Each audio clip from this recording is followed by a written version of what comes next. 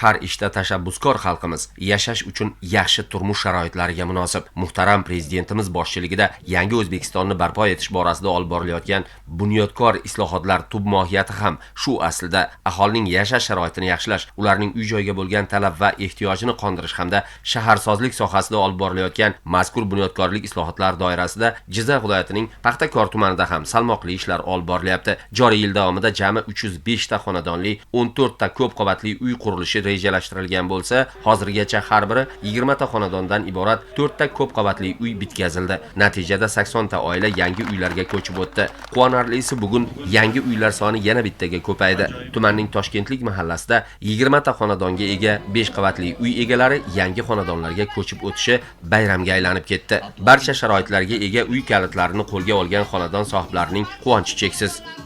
Davlatimiz tomonidan ajratilgan subsidiya asosida uy-joyga ega bo'ldik. Bundan juda ham minnatdormiz. Hozirgi yashayotgan sharoitimiz bilan oldingi yashayotgan sharoitimizni solishtirganda, hozirgi sharoitdagi uylarimiz juda ham shinam va ko'rkam.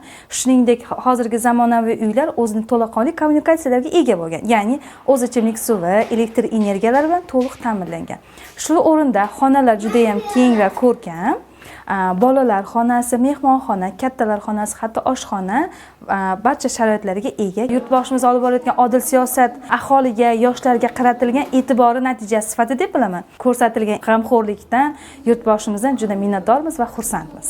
Chindan ham yangi xonadondagi mavjud qulayliklar va yaratilgan sharoitlardan aholi, ayniqsa uy bekalari xursand. Bizning uyimiz 3 xona. Oshxonamiz zamonaviy mebel jihozlari bilan ta'minlangan. Bolalar uchun alohida xona, mehmonlar uchun alohida xonamiz bor. Barcha ayollar orzu qilgan yaxshi sharoitga ega xonadon. Qo'shnilarimiz ham xursand. Bunaqa yaxshi uylarda yashashni hammamiz ancha payt orzu qilganmiz, niyat qilganmiz. Mana hozir shu yaxshi kunlarga yetdik. Maktabga, bog'chaga yaqin, poliklinikaga yaqin. Xursandmiz. Rahmat shunchalik yaxshi uylar qurib berganiga. Bizni qo'llab-quvvatlab, bizga shunchalik sharoitlar yaratib bergan, uylarni shunday oson qilib, subsidiya qilib olishlarga sharoit qilib bergan prezidentimizga katta rahmat. Mana bugun Paxtakorda yana bir quvonchli kun. Uy topshirildi yana. Kalitlar berildi. Hamma xursand. Mana uylarga kirib, choylar qo'yilgan, kelinlar mehmonlarni kutmoqda. Bu hammasi muhtaram prezidentimizning yo'nalishi bilan ketadi. Siyosat shunaqa.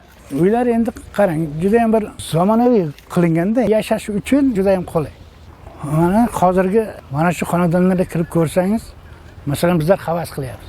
Biz ko'rmaganmiz. Chiroyli kommunikatsiyalar, issiq suv, sovuq suv hammasi juda ham joyida qilingan. E'tiborli jihati, yil yakuniga qadar Paxtakor tumanida mana shunday ko'p qavatli uylardan yana 9 tasi foydalanishga topshirilishi ko'zda tutilgan bo'lib, 205 ta oila yangi uyli bo'ladi.